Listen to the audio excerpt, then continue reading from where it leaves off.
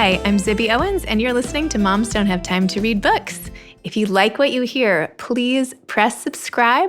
And also, if you could leave a review and rate this podcast, that would be amazing. Thank you to the many of you who have already done that. It means so much to me, and I read every comment. So please review, rate, subscribe, and tell your friends about this podcast.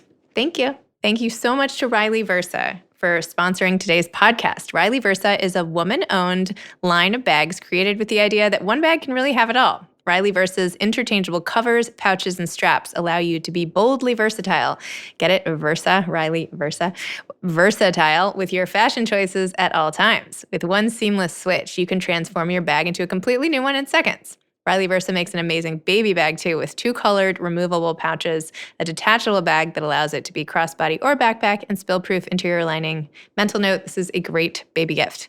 They also offer DIY customization and hand-painted customization. In fact, a friend of mine gave me one of these bags, and it is really awesome, and I love it, and my kids are fighting for all the little pieces that go inside. Anyway, Riley Versa is offering a special gift with purchase at checkout with code ZIBBY. So go check out Riley, RILEYVERSA.com, Riley Versa. Check out with code ZIBBY for your special gift. I had the most fun ever laughing and talking to Kevin Kwan, who is the author of Crazy Rich Asians, the international best-selling novel that has been translated into more than 30 languages. Its sequel, China Rich Girlfriend, was released in 2015, and Rich People Problems, the final book in the trilogy, followed in 2017. For several weeks in 2018, the Crazy Rich Asians trilogy commanded the top 3 positions of the New York Times bestseller list in almost unprecedented single-author trifecta. And the film adaptation of Crazy Rich Asians became Hollywood's highest-grossing romantic comedy in over a decade. I saw it. It was so good. I don't know if you've seen it. Go see it. It's so funny. In 2018, Kevin was named by Time magazine as one of the 100 most influential people in the world. His latest book is called Sex and Vanity. I hope you enjoy our conversation. And by the way, in parentheses, well, I'm not even going to tell you my schools, but think about what your schools say about you, and you can imagine putting yourself in our conversation. Well, welcome, Kevin. Thanks so much for coming on Moms Don't Have Time to Read Books. This is such a treat. It's really a pleasure to be here. So congratulations. Your next book, Sex and Vanity, is coming out. Are you excited? Do you still get excited after you've had like 3 amazing bestsellers, or does the excitement die down over time, or not really? No, I really do get excited because, you know, each book is like a new baby. And like, why wouldn't you be excited about a new baby? You know what I mean? It's like you really want to birth it and make sure it gets the right start in life, right? Is this not the right time to tell you about how I felt when I was about to have my 4th child? But no, I'm kidding. Yeah. Yeah, maybe people will, you know, different people might feel differently. But yeah, for me, it's a very exciting time. You just never know, right? It's like, are people bored of reading my books? Are they going to care? Will they want to read it? What will they think? It's very fraught and very exciting and very stressful all at the same time. Wow. You know, it's so funny because I'm sure people would just assume that you wouldn't be nervous at all, right? And yet you're just a human being like everybody else, you know? Like, I think that's one thing is that as readers, we assume that authors have all this confidence and that every book that comes out will just naturally be a success. But I think that the authors are just so worried about it all the time. It's continually a surprise to me. Maybe it's just me, but like I feel like everything is an experiment, and you just never know like what people will think. And this book especially, like I've gone out on a limb to do something different, and I hope readers will come along with me on this ride. You know, it's quite different from my last 3 books, but hopefully no less fun. I thought this book was super fun, and I am so appreciative that you essentially whisked me off to Capri for the time I was reading it out of the confinement of, you know, the quarantine-ish situation. So I thought it was great. Yay. Wow. Thank you. It's so great to actually also be talking to someone that actually read the book. Yes. You'd be amazed. No, I read the book. I appreciated all the details and all the rest of it. And I wish I could meet somebody who would offer up their hotel room to me next time I get a terrible room in a hotel and all the rest. You never know, right? Hope springs eternal. You know, you never know. You never know. We'll see what happens Just next wear time the I right travel. hat. Wear the right hat and it'll happen. Yeah, exactly. I also just whenever you introduce a character, you put in parentheses their entire educational background. And that just did not get old. I thought that was so clever and funny and just like so par for the course. You know, my husband sort of entered into this world from Florida, and he was like, why does everybody immediately ask and explain why everybody else went to school? He's like, that was like not a question that we asked growing up. Nobody cared. And here, anyone you meet at a party is like, oh yeah, well, where'd you go to college? Where'd you go to business school? Where'd you do this? And he was like, what is going on? Bingo. This is exactly why I did that, because like I grew up in suburban Texas, and maybe it was just my friends, or like we were like the most low achieving people you could possibly imagine. Like our dream was like to get into like the state school. You know what I mean? So fast forward like 10 years later, I'm in New York, and everyone is just obsessed with their schools. You know, not just their colleges. It goes back to their kindergartens. Especially, this particular breed of New Yorkers, that grew up on the Upper East Side. I would say preschool counts too. I wouldn't discount preschool. Yeah, definitely. Preschool. Yeah. And even like your mom, like which like class she went to for like her mamas or whatever, like, yeah, it dates back as early as you can possibly date. And so it was always, like snobbery fascinates me in all shapes and forms. So like, I remember, one of my first jobs, like my coworkers, like, what school did you go to? And I'm so proud to have gone to a state school. Like I thought I got a great education, a quality education. And I would like proudly say that. And they would just, the looks on their faces, it was like so unfathomable to them that I didn't go to like an Ivy League or like one of the cool colleges on the East Coast. So I just felt this was a really fun way to like capture that snobbery of that social group, number one. But I think also I play this game where like, if you know these schools, if you know this world, just even in that parentheses, you can see someone's whole life story in just those 4 schools, right? Totally. So, and then sometimes you'd go, oh, wait, what happened there? Why did she go from this really prestigious prep school to this college? Mm-hmm, exactly. Like what happened? Yeah. And then she did this, so I really played this game. And to me, it's yet another layer that hopefully lends more richness to each character. No, it was just such a perfect like Cliff Notes version of character description. It was great. Thank you. And I read there was a quote you had about snobbery actually in your recent piece in The Atlantic about the social codes of the very rich. And you said you've always had a lifelong fascination with snobbery, that strange, sometimes tragic, often funny dance people take part in to prove they're richer or smarter or better stationed than someone else. So tell me a little more about when this sort of interest in snobbery started. I've heard you described yourself as a total observer at times. So tell me about where that came from. I mean, it really began in grade school. So I grew up the first 11 years of my life in Singapore, and I did not know because I didn't, enroll myself there. My parents put me there. Apologizing, preemptively. I went to this school called ACS, which was like the snobbiest school in Singapore, and it was known that all the snobs went there. And I didn't know that I was going to be classified as one of these little snobs. But when I got there, and I really realized how quickly, like, there were certain kids that were like the alpha kids, right? And even the teachers would pander to them, like even to the point where it's like, I would raise my hand to answer a question. No one would ever let me answer a question because I wasn't special enough, right? There were like 4 anointed boys that would get to answer every question and prove their brilliance.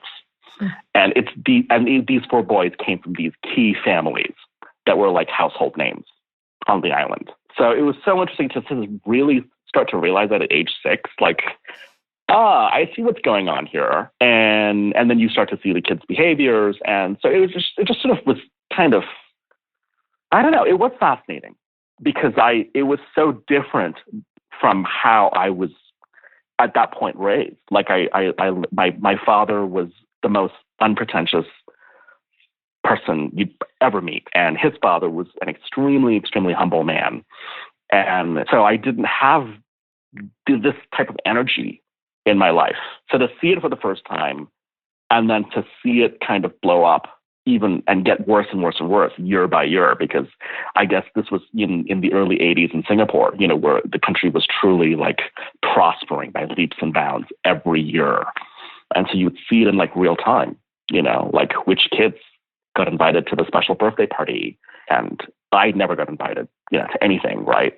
I'm But I sorry. was here, no, it's totally fine. Like, I didn't care. Like, I was, when you're 6 years old or you're 7 years old, like, it didn't matter. Like, I had my whole life. I had my friends. I had my neighborhood, I didn't care if I didn't get invited to some random kid's birthday party, but I would hear about it come Monday. Like, oh my God, we went to like so-and-so's house and there were all these Roman statues all over the grounds of this enormous mansion. You know what I mean? So I would hear these stories and, and then suddenly you would see the teachers begin to suck up to this kid that before was just this lovely little kid. He was actually my friend, but suddenly the teachers all heard about Roman statues, on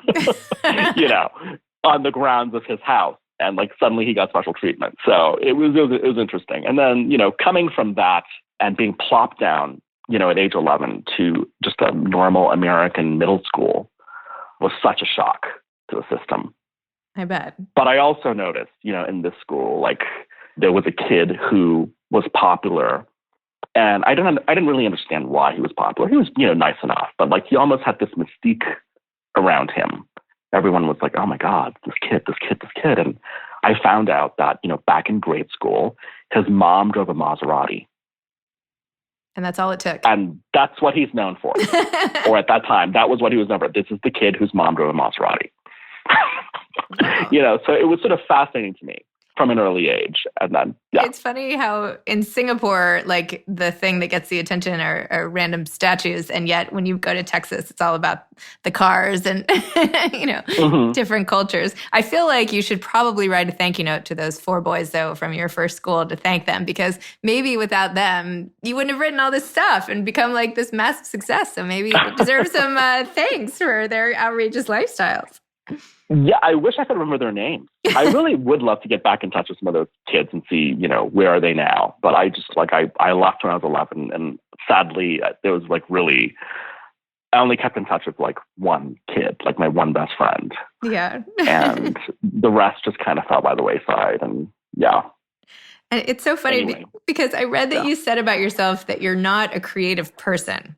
So tell me about that, because I would argue that you are a creative person, even though obviously I don't even know you, but just having read your books, like, why do you think you're not creative? Like, you think that all the material just sort of fell from the heavens type of thing? I really think that as a writer, right, there are some people who can just dream up worlds, like people who write sci-fi or fantasy books. And even some novelists can really, especially if they write period pieces set in like 16th century France or whatever, there's a pure imagination that I just don't have. My stories all really come from a place of observation. If I can't see it, if I haven't been in the story, haven't witnessed the situation, I can't write about it. I can't just make up a character from nothing. Just like I can't make up a situation from nothing. I'm intensely visual. And so much of it comes from my visual memory. So in that sense, I feel like I'm not a pure creator. I'm really someone who just remembers and who's observed. And I'm resetting it on the page and retelling what I've seen. So does this mean you've gone to a wedding like the one you wrote about in Sex and Vanity? Like the whole week of activities and accompanying dress codes and everything? Yeah, totally. I mean, it wasn't that wedding per se, but I've been to weddings like that. And so I was able to use that departure point and really kind of restyle and make it even more over the top in this book. And how did you pick that? You've obviously been in lots of different outrageous, awesome situations that you could have written about. Why did you pick this format and a wedding like this and these particular characters? Like, how did you arrive at that? Well, interestingly, I mean, with this wedding in particular in Capri, it takes place at Villa Lysis, which is one of the most beautiful villas on the planet. And it's now a public museum, so like I've been there several times. And even my first time going to Villa Lysis and visiting it, the setting is so spectacular. And I was like, whoa, this would be a great spot for like a party or a wedding. So already I lodged that in my head. This is a book that I've been writing in my mind for like 10 years, right? Every time I would go to Capri, I would collect places, I would collect situations, and I'd be like, how can I weave this into my story? So definitely being there, being at this beautiful villa, I could just see a whole wedding take place there. And then a few years later, I made a new friend, and she got married at Villa Lysis. She literally had the wedding of her dreams there, and it was photographed in Vogue. You can Google it. if you just Google Villa Lysis wedding, you will see her amazing, beautiful wedding. It's gorgeous what she did and how she transformed the palace.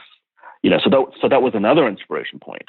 Seeing, oh wow, like she really made it happen. And I think in her case, she also helped to pay for a lot of the restoration of the place, which is really great.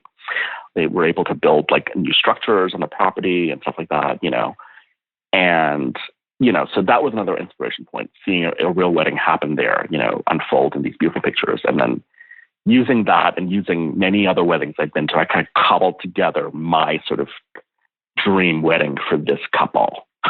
If you know what I mean. Yes. So like I art directed this wedding out of so many different inspiration points.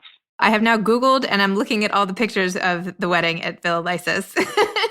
While we're talking, are they not unbelievable. Oh my gosh. It's unbelievable. And it's, she did it in such a classy way.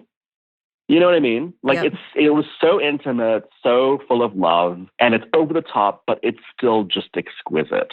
Oh my gosh. Well, this is now on awesome. my wish list, is to find somebody I know who will get married here and invite me. I'll have to. Me too. Or as I told my friend, I wish I could like get in a time machine and we would have met like 2 years earlier, and then I would have been invited to your wedding. Yeah, totally. Maybe my kids. So. Maybe I can start campaigning for destination wedding here. I've only got 30 years to work on it. So totally. Yeah. But yeah, so it's a beautiful fantasy spot. And, like with all my books, I'm trying to transport people and just give them a really fun ride, into a world that's just fantastical and yet rooted enough and grounded enough in reality where they can actually relate. So it's this whole funny thing in society right now, I feel like, because there's so much anti-wealth sentiment, right? Everybody in every article is just like, down with the wealth, like it's like, a crime to be a wealthy person. And yet there is obviously this enormous fascination, right? The proof is in the pudding of you're selling like bazillion copies of your books because people want a piece of it. So they want to see it, and yet they have to publicly discount it. I don't know. What do you make of that whole thing? I think there's a fascination and a revulsion, because I also see like, I get comments on my, Instagram and I see some people, they're like, we love the story, but like, we wish the people weren't so wealthy, And I'm like, do you really? I mean, would you actually be interested in reading about them if they were just like crazy middle-class Asians? You know what I mean? Like, that's a whole other book. You know what I mean? Like, and that's very valid, absolutely. But I think since the beginning of time, people have been fascinated by, I think, power and the people who are at the top of the pyramid, beginning with the pharaoh. Yeah, you know what I mean? Mm-hmm. Beginning with stories of the pharaoh that was passed down through gossip, to stories in the Bible about the rich and powerful, to Machiavelli, to Shakespeare. Even during the Spanish flu, people were reading Edith Wharton's books and Henry James's books and sort of escaping into these worlds. And I think what also is important is that I think for people who are not in that 1%, it's kind of gratifying to see that, these rich people have problems too. Mm-hmm. You know what I mean? There is a universality to experience. It brings them down, to bring down these characters, to have to reckon with the fates and to have to experience the tragedies and the dramas of their lives. So I think people are always riveted, mm-hmm. By that. Certainly in my books, like I go to great lengths. I'm not glorifying the wealth. I'm just portraying it as I see it. And I'm also revealing that in these worlds, there are decent people who understand and who realize that they're extremely privileged in a world that's completely full of inequality, and who are trying to make a difference. So really, you're doing a public service. You're like helping out a whole group of people. It's very nice of you. Making people more relatable and everything. It's perfect. I don't know if you can say that. Yeah, but, and I think especially with Sex and Vanity, like, in Crazy Rich Asians, I really doubled down on like the lavish descriptions and the brand name dropping and all of that, because that to me captured how these people really are. Mm-hmm. Mm-hmm. It's interesting because like I would go to Hong Kong and I would meet friends and visit relatives, and everyone is just brand name dropping a mile a minute, and they're fascinated by like, oh, what are you wearing? Who made your shoes? Who made your watch? Like stuff that would never come up in a conversation in the United States. Mm-hmm. It is a cultural difference over there. It's not seen as rude to ask, like, oh, who made your shirt and how much you pay for it? You know what I mean? So I wanted to really accurately portray that world. And it's satire, Yes. and making fun of these people. That's what, a lot of people fail to like remember. And in this new series, they do come from privilege, but that's sort of beside the point in many ways. Mm-hmm. Interesting. I hope you agree. Lucy isn't driven by money in any way, shape, or form. Like, she's got other issues she's dealing with. Yes. It's just a backdrop. It's just like one character element, essentially. Yeah. But it's not her defining element, as it is for some people. Exactly. Like Eddie in my Crazy Rich Asians series, he's completely defined by his status symbols and his position and his wealth and his, average net worth every day. Well, whereas Lucy and George and some of the other characters in this book, they're totally have completely different values. Right. And maybe that's reflective of where they come from. And maybe there's more of a relatability factor in that they have, normal thoughts and feelings, and maybe it's easier almost to put yourself in their shoes and feel like you're living this life. I don't know. I mean, everything was great, but I mean, were you sympathetic to their plight? Did you want me to be? Did you want me to be? No. Yes, I am sympathetic to their plights. Yeah. I mean, I don't have anything against any groups of people. I mean, you can't help the family you're born into, and they're wonderful people who have all different levels of wealth. And I think that any issues you're having are your own issues to deal with. And just because you might be more privileged in some ways than others doesn't mean the pain is any less. Like the pain of grief or loss, and I don't know. I mean, it doesn't matter what you have. Love and loss and connection, that's all the same stuff. The outside is just the backdrop for it in a way. But anyway, that's my own 2 cents. I absolutely agree. And I think actually wealth amplifies that and a lot of times complicates and makes things worse. It can. Yeah, you're totally right. For people, it can. Yep. Well, especially because people assume if you are wealthy that nothing should be bothering you ever. And that's not fair. Mm-hmm. Right? Is it? Your characters have things bother them. They sure do. Otherwise, it wouldn't be interesting. Exactly. Otherwise, why would you be reading? Right. Yeah. Totally. Exactly. Tell me a little more about your writing process. Like, how much of this book do you have outlined? I love how you did it by, the place of all the events and all of that. Like, do you have all of that thought out before you start writing, or does it happen as you go? What's your process like? It's totally. I'm like the messiest, most haphazard writer you can possibly meet. So it's like I'm handling this big muddy block and I'm slowly just chipping away at it, until it becomes something that I want to look at. So I don't really outline at all. I have an idea and I write actually chronologically, so it just keeps building. I can't skip from chapter to chapter. I can't write, something three chapters down. So I really tell the story as it evolves. And the characters really, once I set an idea, the characters really take over, and the dialogue that comes out and the situations that happen. Like, because I write so quickly, I'm almost in like a trance state when I write. I always write, it's just sort of, I let it all come out. And then the next morning I'll go back and read it. And like every day I go back and I go, wait a minute, what happened? Like, who wrote this? I really see that in many, many of my chapters and scenes, especially with the crazier characters, like, that will express themselves. It's like, I don't know where this came from, but okay, let's go with it because this now changes the situation, right? And let's just go there. So I'm very, very experimental and haphazard and in what I do. And I can't imagine writing with an outline and being like having to commit to like a structure. That's just not how I work. So how long did this book take to write? It actually took 4 months. Wow. This is the fastest book I've written. And I think a lot of it was because I was given a break in between a TV project to really like have some time to write a novel. So I really wanted to maximize the time. This was all pre-COVID. Had I known that, this would happen, I would have been like, give me a year and let me do half of this while I'm socially isolating. But, it worked out the way it did. And no, I'm totally glad. Sometimes too much time can be sort of a devil you have to work against as well. I feel like if you get, it's like that whole expression, give a busy person something to do and you'll get it done. But I don't know. Yeah, no, absolutely. Absolutely. So it happened when it had to happen. And I was worried at first I wouldn't have enough time and it would be too haphazard. And it ended up being, just exactly right. And I turned in my final draft right before we all went into lockdown. And I'm glad I did, because I don't know if I would be able to channel that kind of joy, Yep. in these times. I think if I was still writing it when we went into lockdown and when the pandemic was first happening, it would probably have a very different ending.